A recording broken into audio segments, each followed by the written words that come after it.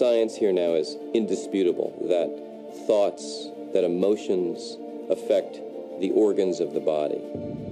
We have to be mindful with every single thought that we have every single day.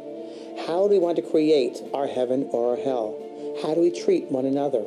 Because we are the source of everything within us. There is a poem by Rumi called The Guest House, which in many ways describes the human journey. This being human is a guest house. Every morning a new arrival, a joy, a depression, a meanness, some momentary awareness comes as an unexpected visitor. Welcome and entertain them all, even if they are a crowd of sorrows who violently sweep your house empty of its furniture. Still, treat each guest honorably. He may be clearing you out for some new delight. The dark thought, the shame, the malice, meet them at the door laughing and invite them in. Be grateful for whoever comes, because each has been sent as a guide from beyond. Repressing our anger may seem like a good solution, but pretty soon we run out of places to hide.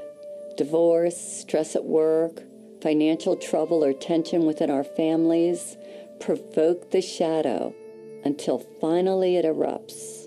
The ancient Vedic text known as the Bhagavad Gita states that man should discover his own reality, not thwart himself. For he has himself as his only friend or as his only enemy.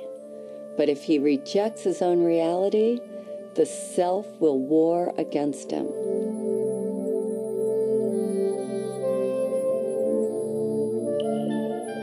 It's easy to love yourself when you wake up feeling strong and worthy and you have enough money in the bank and you feel great. But how do you love yourself when you feel broke or when you've been hurt or abused? And that sets up the conflict, which as we get older, those wonderful forces that we've locked up in our shadow are rattling the cages.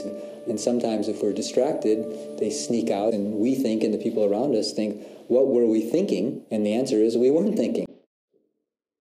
When repressed, the shadow can look like this.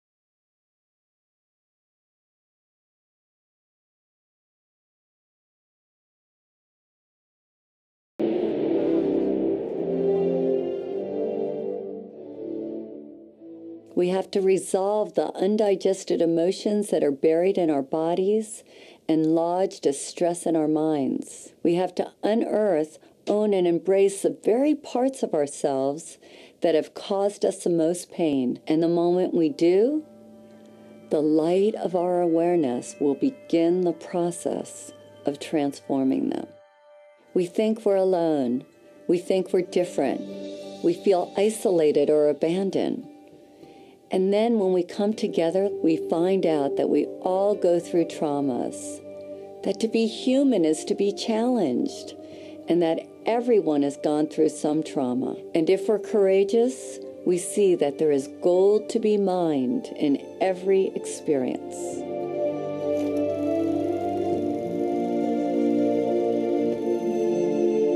It's very interesting because I don't remember a single day where my mother was not drunk. and I had to live through this. And I didn't understand it. Very, very confused by it all. Why is this happening? Why is this happening? Who are you? Because as she would drink and as she became into that space, I knew I didn't know her. And I just wished she was dead. I said, I wish you were dead. Wish you were dead. I want the pain out of my life, out of my life. Because you don't belong here. Whoever you are, this intoxicated person, and as a child looking at this, because my father wasn't there either, I had to figure this out. But all I did was wish she was dead, right? Well, not until 30, 40 years later, after she had passed over, she was many, many years after that, and after getting involved in this work, I realized that that was indeed one of the most incredible blessings of my life. I learned from that situation about compassion, and I learned about forgiveness. And that's a pretty big one to have to learn about forgiveness. We see these things as horrific experiences, terrible experiences, dark experiences, when in truth, they're really enlightened experiences because they help us to be who we are. They help us to be compassionate. They help us to be forgiving. They help us to look at someone very, very differently. What doesn't kill us makes us stronger. At a certain point in life, it's about saying, I have been through what I've been through. I've succeeded in some ways, perhaps, but I've also failed in some ways. I've been strong at times, but I've also been weak at times. I've gotten some things right, and other things I've gotten wrong. And some things have gone well for me, and some things have been damn awful. The issue is, what am I going to do with all of that? Two people can go through the exact same situation on an external level, but internally they do two completely different things with it. That's why we read incredible stories about people who went through the Holocaust or people who were victims of genocide and yet they survived, and yet they go on to live extraordinary lives. And then you meet other people who went through a fraction of that in terms of an internal trauma, but they stay stuck in it forever. We begin to ask ourselves, what am I getting from staying stuck there? What am I avoiding from staying stuck there? And what we are avoiding is the greatest challenge of all, and that is to be who we can be in order to serve the world. I asked a few people to share their own shadow stories. Some of them are complete, others are ongoing. All of them are portraits of a fearless commitment to transformation. Sui is like that beautiful combination of a miracle. That part of her that she deemed so worthless and unlovable actually comes bearing the greatest gifts and makes her the shining light that she is today. The pain that I've been carrying throughout my life was the pain of believing that I was abandoned by my parents because I wasn't pure enough. I'm actually mixed in terms of, half Japanese, half Chinese. I was considered mixed and impure enough to be raised in Japan. My parents live in Japan and they left me with my grandparents in Malaysia. I just felt so abandoned and rejected. My father ended up getting a divorce from my mother. He remarried another Japanese woman, but nobody ever told me that when my father came back with his wife, that she's not my mother. I felt the immediate rejection, that they didn't want me in their lives, and that they would rather have, 2 dogs than have me with them. Because I have always discarded my Japanese identity in favor of my Malaysian Chinese identity. I felt like the country has betrayed me, and I used that pain to really put it into my work.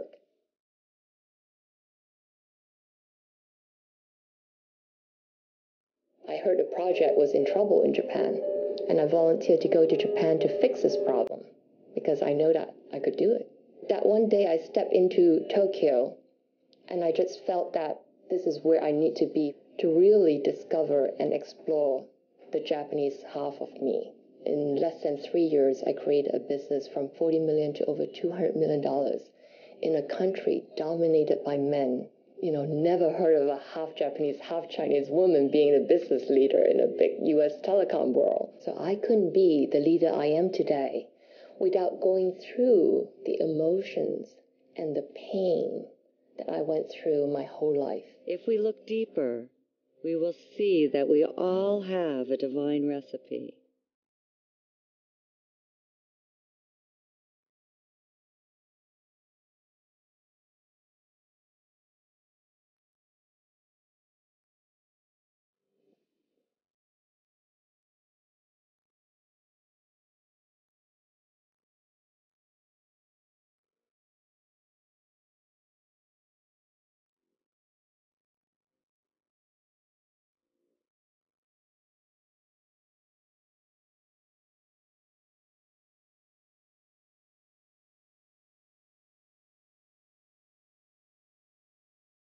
All of us have shame about things that have happened to us.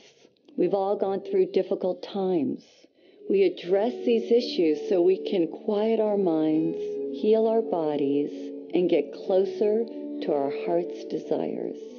Hector had to let go of his macho persona to make peace with the one that he loved the most, which was his father. My father was your traditional Mexican man in the sense of working hard, wanting to get ahead, wanting to provide for his family. And as a young boy, I was looking for his love. I wanted his attention.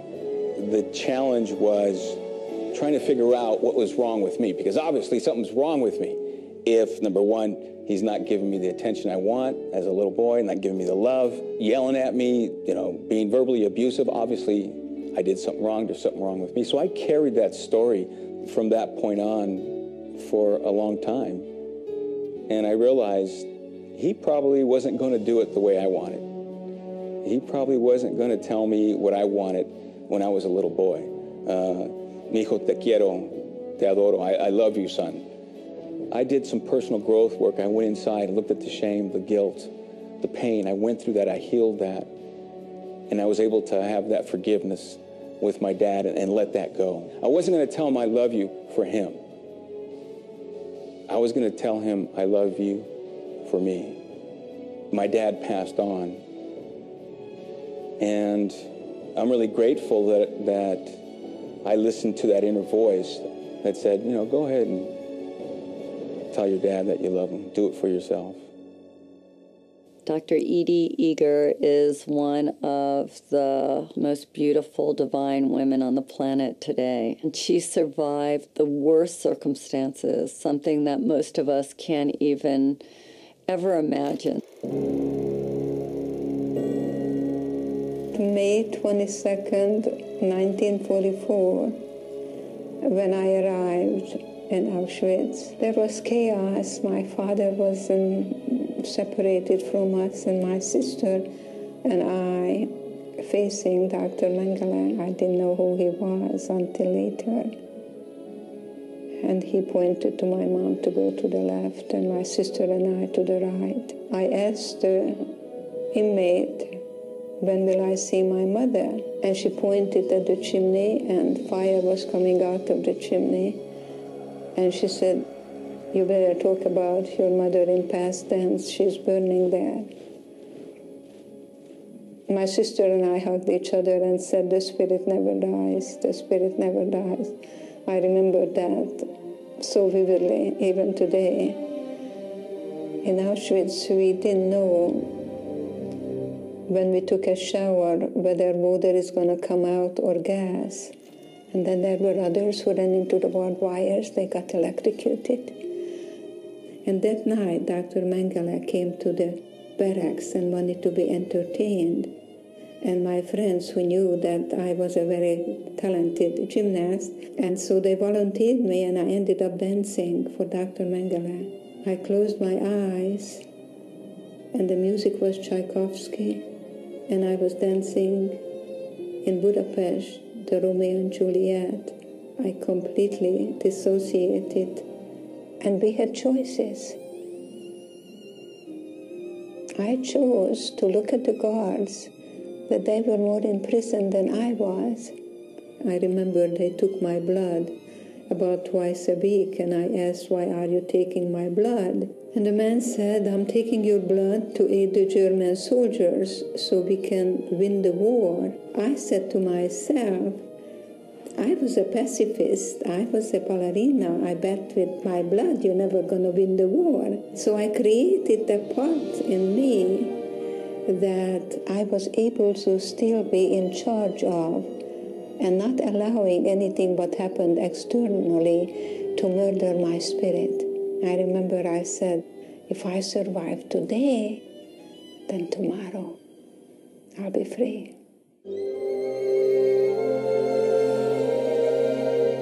I remember when Marita came to the shadow process and everybody was looking for the negative qualities they needed to embrace. Marita couldn't even say hers, and I kept asking, what is so horrible that you can't even say it? And she said, because of my background, mine is that I'm a Nazi. I was born in Germany in 1955, 10 years after the war. I found out when I was 11 or 12 what my country had done. This is a subject we never talked about. My grandfather wouldn't tell me about his experience. My mother wants nothing to do with this. I'm not the only German that holds this and lives this and hides this. And I found many ways to sabotage myself from ever tasting power or success because, Hitler was successful to coming to power and that power was horribly abused. I didn't interact with any Germans at all. I stayed away from them.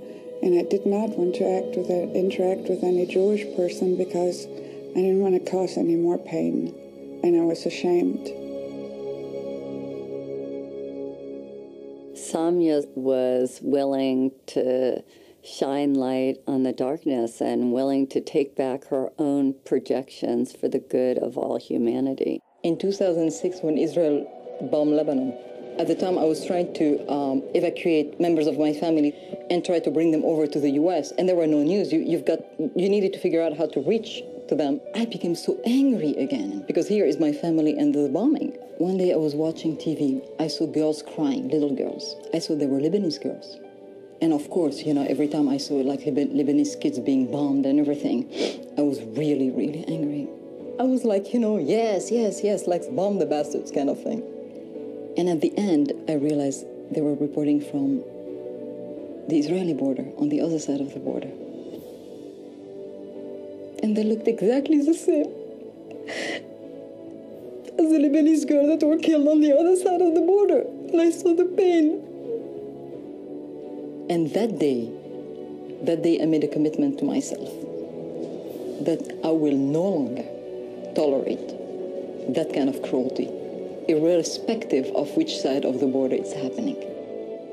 Now, I'm not saying that if you and I rise up to become the people that we are capable of being, that we will rid this planet of war in our lifetime. But I believe with all my heart, we will achieve enough this lifetime that humanity will go in that direction. It's embracing authentically who you are and not being ashamed of it. There's nothing to be ashamed of because everybody has a shadow. If somebody doesn't, they must be pathological. When I'm leading the shadow process, it feels like my own journey has come full circle. I've been very judgmental over the years. I was having some really dark dreams about you last night. They're all true. When we embrace our totality, we experience freedom. My heart feels as big as my body. It's no longer like little anymore. It's like, it's me. And embrace it with love. Love, because that's what we're here for, to give and receive love. Can't even believe that's you, Margaret. I figured out who you were. I remember. If I hadn't faced my darkness, I never would have found my light. Can't let my makeup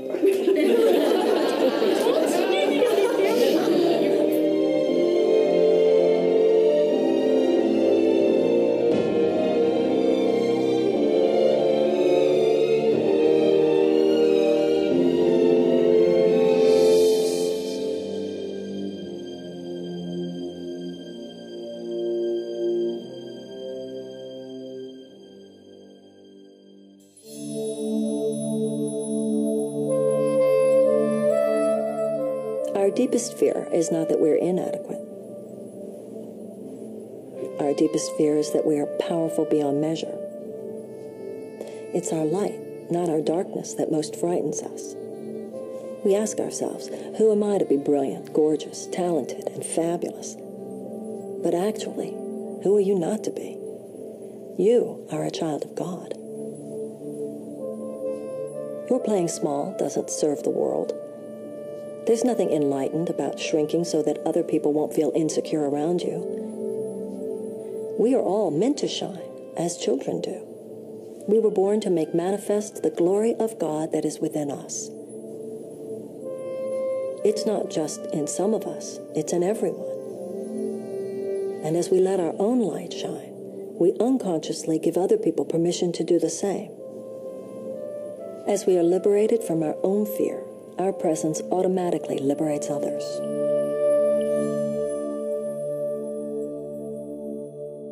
Consider the story of the Golden Buddha. In 1957, a monastery in Thailand was being relocated and a group of monks was put in charge of moving a giant clay Buddha. In the midst of the move, one of the monks noticed a crack in the Buddha. Concerned about damaging the idol, the monks decided to wait a day before continuing with their task. Later on, one of the monks came to check on the giant statue. He shined his flashlight over the entire Buddha, and when he reached the crack, he saw something reflected back at him. His curiosity aroused, the monk got a hammer and a chisel and began chipping away at the clay Buddha. As he knocked off piece after piece of clay, the Buddha got brighter and brighter. After hours of work, the monk looked up in amazement to see standing before him a huge solid gold Buddha. Historians believe the Buddha had been covered with clay by Thai monks several hundred years earlier before an attack by the Burmese army. They covered the Buddha to protect it. In the attack, all the monks were killed. So it wasn't until 1957 that the great treasure was discovered. Like the Buddha, our outer shell protects us from the world. Our real treasure is hidden within. We human beings unconsciously hide our inner gold under a layer of clay. All we need to do to uncover our gold is to have the courage to chip away at our outer shell, piece by piece.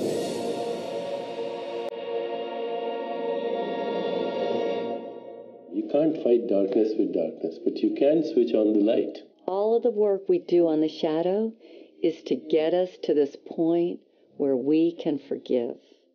To do forgiveness, we put blindfolds on to make it safe for people to share their deepest secrets.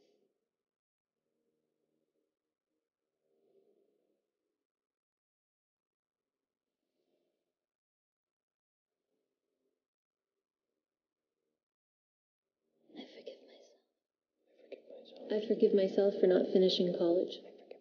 For beating up my sister. I forgive myself for hating my body.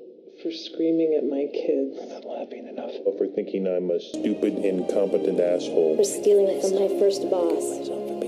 For being rich. For being beautiful. For drinking too much, not speaking out. I forgive myself. The lying, the cheating, binging on my diet. I forgive myself.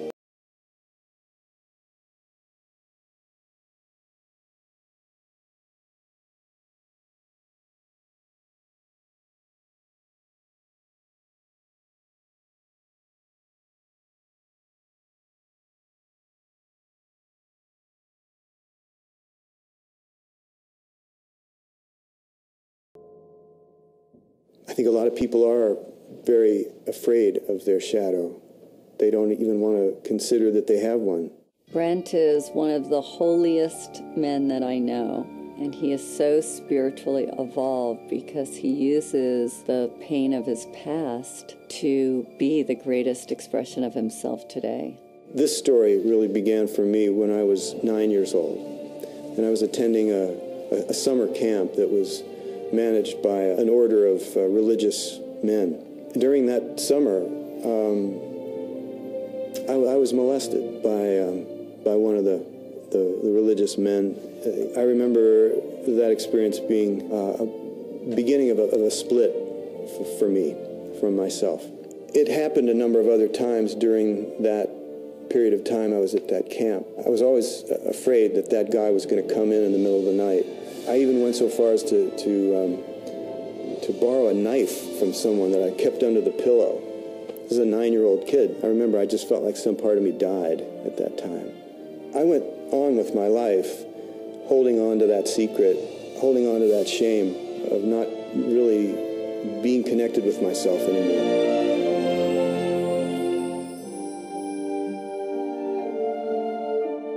The difference between forgiving and condoning. Forgiving is seeing the true heart of another person. It's beyond all the action.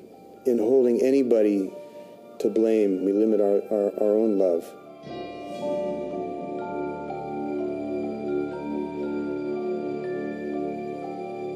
People need to know that they can get help,